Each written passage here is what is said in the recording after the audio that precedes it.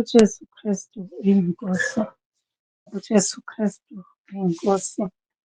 uJesu Kristu uyinkosi. Bazalwane, ngiyacela sikhuleke. Baba, egameni lenkosi yethu uJesu Kristu. uJesu Kristu uyinkosi. Baba wethu ongcwele, siyabonga. Siyabonga usuku nesikhathi osiphe sona. Siyabonga Nkosi ukuvuka siphila nakulo lolu suku. Sibonga Nkosi ukuthi wena uyithembekile ezikhathini zonke. Sibonga uthando osithande ngalo. Sibonga ukuthi Nkosi wena wasazi singakwazi, wasithanda singakuthandi, singakakuthandi singakakwazi. Sibonga Nkosi ukuthi uyathethelela zonke izono zethu bese uyiphosa ulwandle lokukholwa. Sibonga Nkosi ukuthi uyasihlelela ukuphila kwethu. Usuku nosuku walumisa umhlaba ungakasekelwa. Wasazi umhlaba ungakasekelwa. Wasibumba, wasazi Nkosi singakabunjwa nokubunjwa. Sibonga Nkosi uthando lwakho olumangalisayo. Sibonga ukuthi usuku nosuku awukho umzuzu la ungasinakile khona. Siyabonga ukuthi uNkulunkulu omiyo njalo. uNkulunkulu izolo namhla naphakade. Dalile izulu, wadala umhlaba, wadala ulwandle, wadala imini, wadala ubusuku. Nkulunkulu wethu, bani onjengawe? Bani esingamfanisa naye? Afane nawe. Siyabonga Baba wethu ongcwele, uthando osithande ngalo. Siyabonga Nkosi ukufundiswa usuku nosuku. Sibonga ukunakekelwa, sibonga ukugcinwa. Siyabonga ukuthi uNkulunkulu omiyo njalo, uNkulunkulu omangalisayo, uNkulunkulu phakathi. Baba, egameni lenkosi yethu uJesu Kristu, sizofunda izwi lakho namuhla. Siyacela Nkosi usikhanyisele lona. Akekho ongaliqonda ngokwakhe, kodwa ngomoya wakho ongcwele omthumelile phakathi kwethu ukuthi asifundise, asikhanyisele, asikhumbuze. Siyabonga Baba wethu ongcwele. Khuluma ngalo izwi lakho, kuqaqwe Nkosi amehlo ethu, kuvulwe iy'ndlebe zethu, kuguquke iy'mpilo zethu njengokwecebo lakhe emandulo. uJesu Kristu oyinkosi. uJesu Kristu oyinkosi. uJesu Kristu oyinkosi. Amen. Phinde ngibingelele bazalwane egameni lenkosi yethu uJesu Kristu. Ngithi udumo kuNkulunkulu kweliphezulu. uJesu Kristu uyinkosi. Bazalwane, sizofunda incwadi abaseRoma 8 uvesi 29 novesi 30. Isihloko sale nkonzo sithi kubizwa nokumiswa, calling and positioning. Icebo likaNkulunkulu eliphakade ngensindiso yomuntu. Bazalwane, sifundeni-ke abaseRoma 8, siqala ukufunda kuvesi 29. Kufundeka kanje. Ngizonixolela-ke izwi lami namhlanje liyangikhathaza kakhulu, kodwa ngiyamkholwa uNkulunkulu ukuthi nizozwa kahle. Sifundeni-ke uJesu Kristu inkosi. Ngokuba labo ayebazi ngaphambili, wabamisa ngaphambili, bafane nesimo sendodana yakhe, ukuze yona ibe yizibulo phakathi kwabazalwane abaningi. Verse 30. Labo abamisile ngaphambili ubabizile futhi. Labo ababizile ubalungisisile futhi. Labo abalungisisileyo ubaphile nenkazimulo futhi. uJesu Kristu uyinkosi. Ngiyacela-ke bazalwane, siphinde sivule laphaya kwabaseRoma 5 uvesi 1. Lokhu okuwumgomo kaNkulunkulu ngokuphila kwethu. noma ngokusindiswa kwethu. Sifundeni abaseRoma 5 uvesi 1. Ngakho lokhu sesilungisisiwe ngokukholwa, sinokuthula kuNkulunkulu ngeNkosi yethu uJesu Kristu. Amen. Bazalwane, ziningana nje iy'ndawo engizofunda kuzona namhlanje, kodwa ngicela ukuqala la ukuthi uvesi 29 uthi labo ayebazi ngaphambili. Kusho ukuthi uNkulunkulu wasazi, njengoba kusho uJeremiya 1:5. uNkulunkulu wasazi umhlaba ungakasekelwa. uNkulunkulu wasazi kudala, wayesazi singakamazi. uNkulunkulu wasithanda singakamthandi, singazi ukuthi uyasithanda futhi singazi ukuthi kufanele simthande. uNkulunkulu wazi ngathi, wazi thina uqobo, umhlaba ungakasazi. uNkulunkulu wasithanda abazali bethu bengakasazi, bengakasithandi. uNkulunkulu wasimisela ukuphila umhlaba ungakasekelwa. uNkulunkulu wakwenza konke kwapheleliswa, ukubizwa, ukukhethwa, ukumiswa, konke wakwazi umhlaba ungakasekelwa, wakumisa kwabaphakade. Okay. Bazalwane, uNkulunkulu wasazi ngaphambili, wasimisa ngaphambili. Wamisela thina, wasimisela ukuphila, wasimisela ngisho, wasilungiselela ngisho ukuma kwethu, ukuphila kwethu. Wasihlelela ukuthi siyoba yinto enjani. Waze wasinikeza nemodeli, wasinikeza, wasakhela ukuthi sizofana noJesu. Wasilungisisisa ukuthi sifane nendodana yakhe. Eyi bazalwane, isimangaliso lesi. Ukuhlelelwa okusezingeni eliphakeme kakhulu. Ukuhlelelwa esingeke size sazi nokuthi singaqalaphi uma sikuhlela.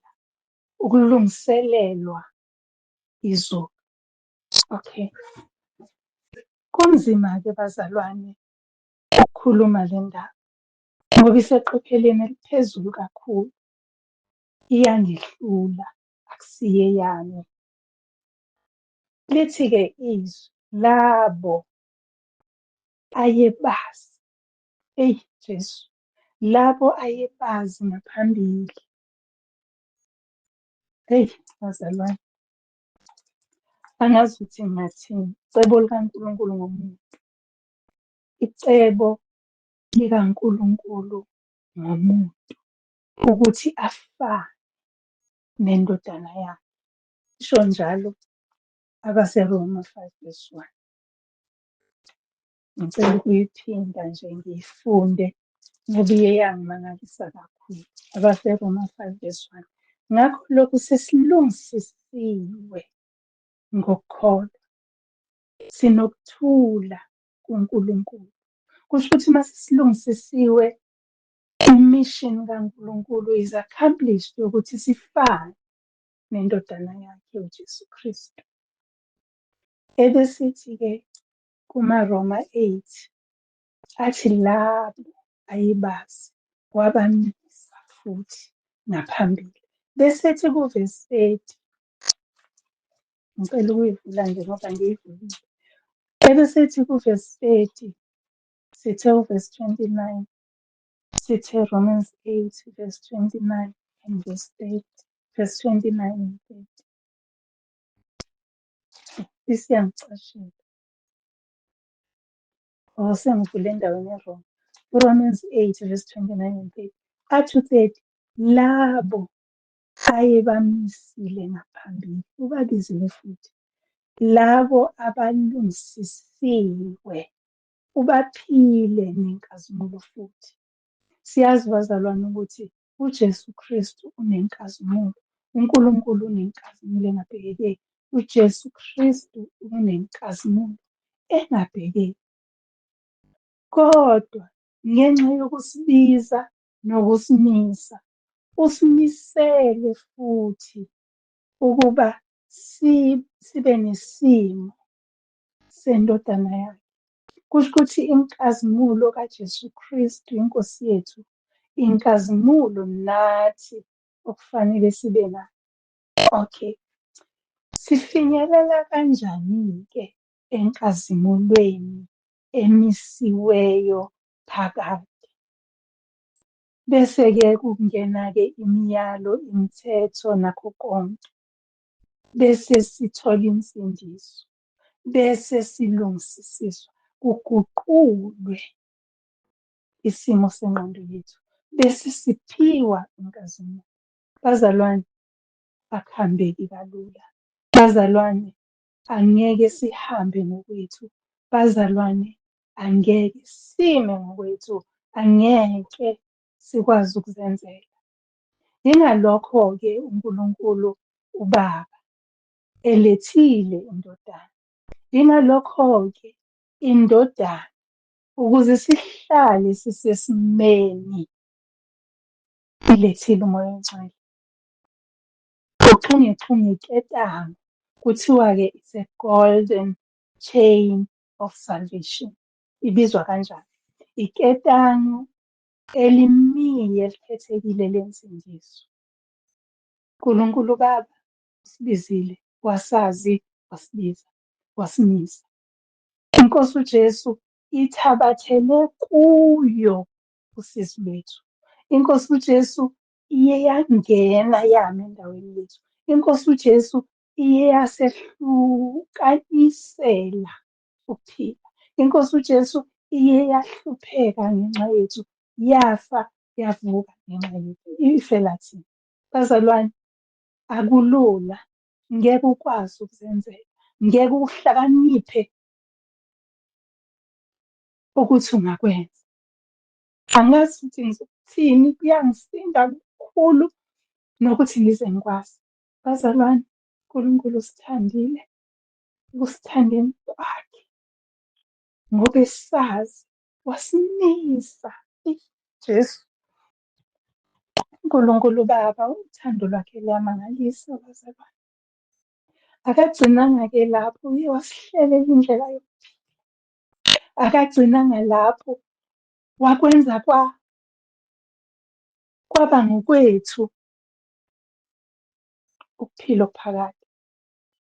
Uma nje thina sizobona ukuthi usibizile, usimisile, usihlelele, usithile ngisho nenkazimulo. Oh Jesu, bazalwane, uNkulunkulu wethu uyamangalisa. Ngicela ukuvula laphayana encwadini kaJona. Ngeke ngibheke ukuthi uNkulunkulu yini le enkulu kangaka asihlelele yona. uJohane 6, ngokukaJohane, chapter 6, sifunde verse 44. Bazalwane, John 6 verse 44. Kuthi akekho ongeza kimi uma uBaba ongithumileyo engamdonsi. Yes, wasazi ngaphambili, wasidonsa ngaphambili, wasimisa. Yebo, asifuni. Akekho ongeza kimi. iNkosi uJesu le khuluma kanje, noma siqale verse 43. uJesu waphendula wathi kubo, ningakhononi phakathi kwenu. Babekhononelani na? Ingoba babengakholwa abaJuda. Usethi-ke ningakhononi phakathi kwenu, ngoba akekho ongeza kimi uma uBaba ongithumileyo engamdonsi. Mina-ke ngiyakumvusa ngomhla wokuphela. Yebo. Angithi uJesu Kristu uyimodeli yethu yokukholwa. Okay?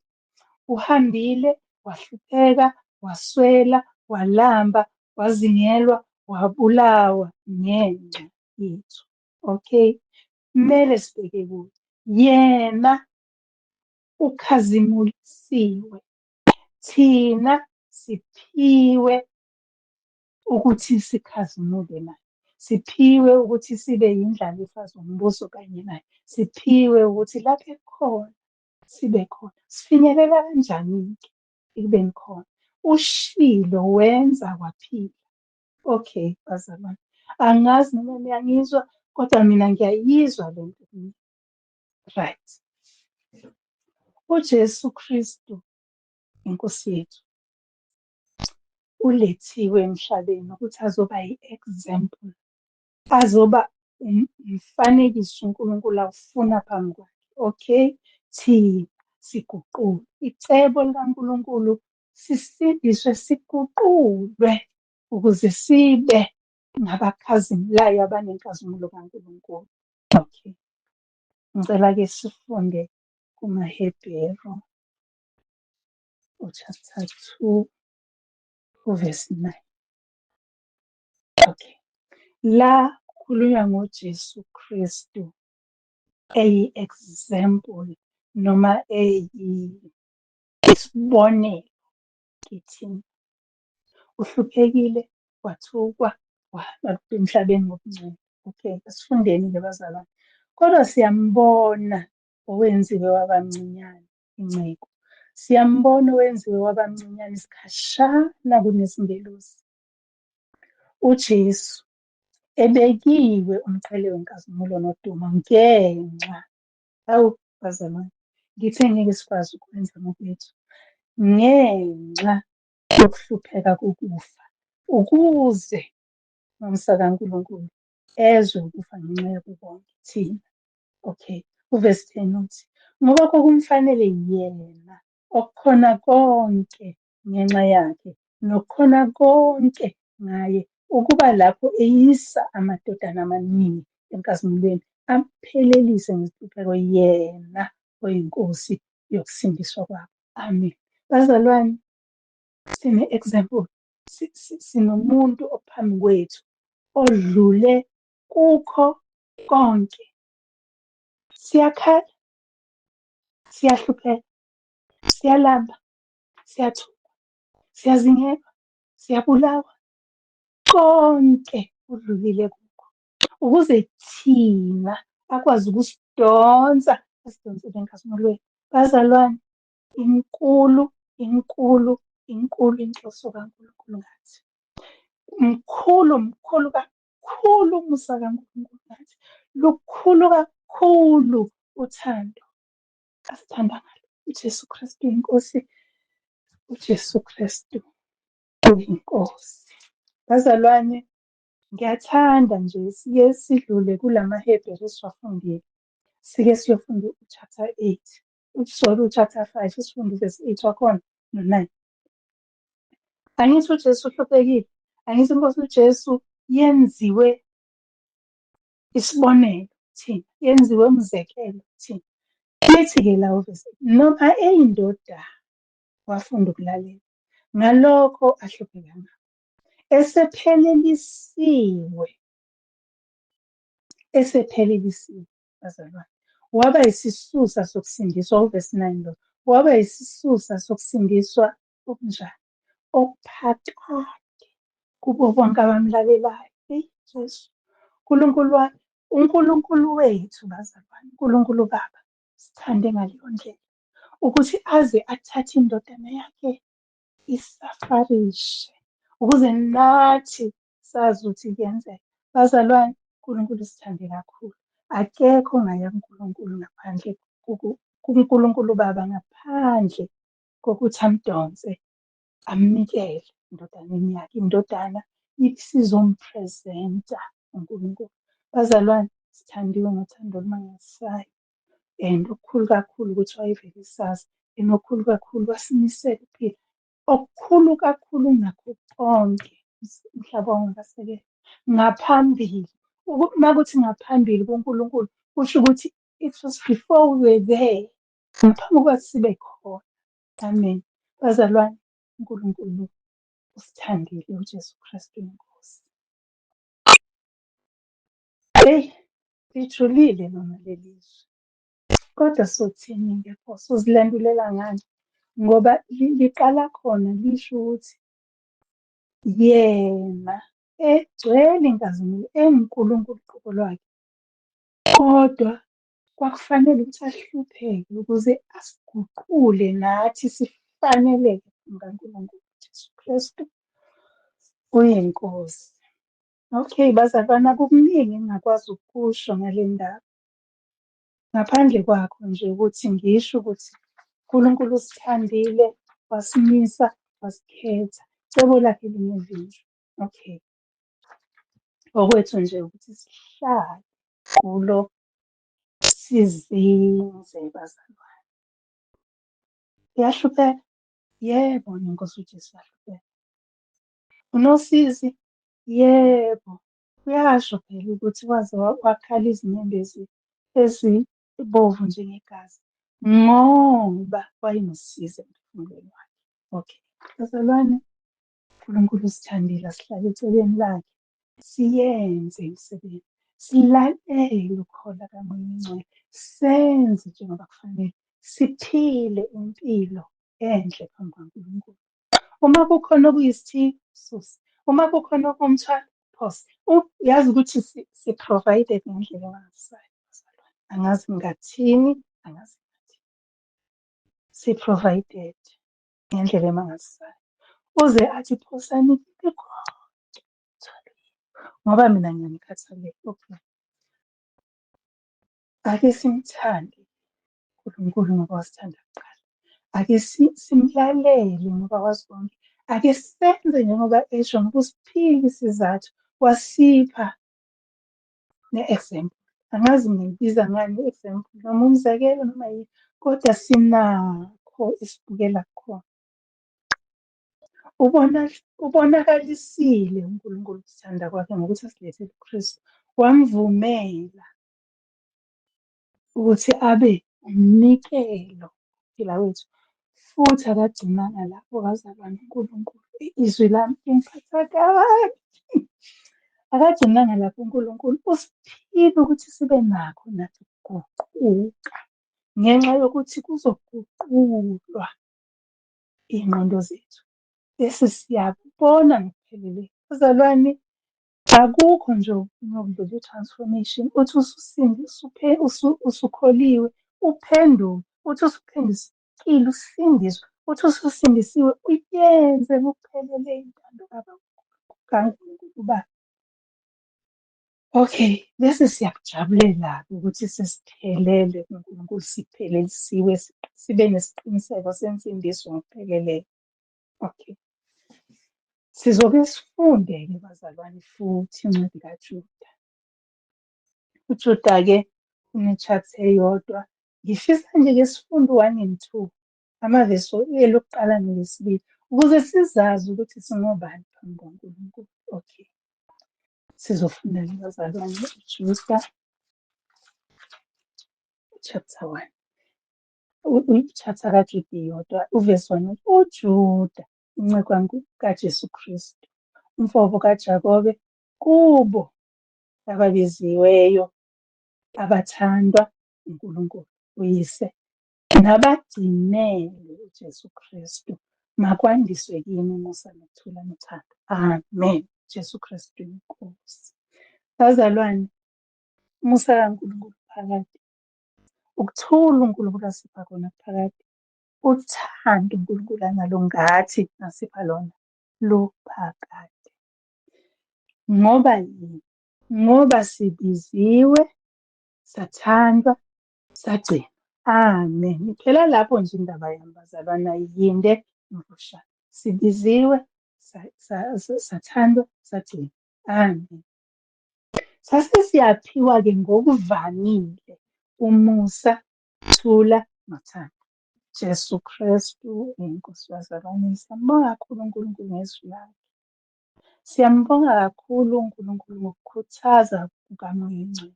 Siyambonga kakhulu inkosi uJesu ngokusenzela konke. Uyazi ukuthi ngokaNkulunkulu akumele ngabe sisemzimeni okungaka, ngoba konke kwaqedwa. Izithi inkosi uJesu, thabathani ijoka lenu lingilandele.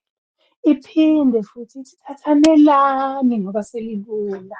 Eyi bazalwane, angizi ngiyithini le nto, kodwa nje iyangigcina iqhakaza kakhulu emphefumulweni. Sengathi besingadlalisisa, sengathi besingenzisisa, sengathi besingathandisisa, sengathi besingaba nomusa omningi ngoba siphila. UJesu Kristu inkosi ngicela sikhuleke. Baba egameni Nkosi yethu Jesu, oh Nkosi, uyamangalisa, uyamangalisa wenza impilo zethu. Simangaliswa Nkosi osenzele sona.